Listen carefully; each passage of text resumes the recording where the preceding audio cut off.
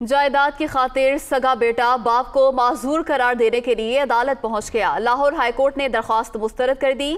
बतौर जुर्माना 2 लाख रुपए बाप को देने का हुक्म।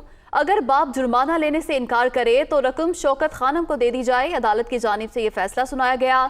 जस्टिस तारिक सलीम शेख ने 12 सिफात पर मुश्तमिल तहरीरी फैसला जारी कर दिया। ये मामला था, क्या जान लेते हैं हमारे नुमाइंदे मोहम्मद अशफाक हमारे साथ मौजूद हैं। अशफाक बताएगा। अशफाक से रब्ता करने की कोशिश कर रहे हैं, आपको अपडेट कर रहे हैं। जायदाद की खातिर सगा बेटा बाप को माजूर करार देने के लिए अदालत पहुंच गया।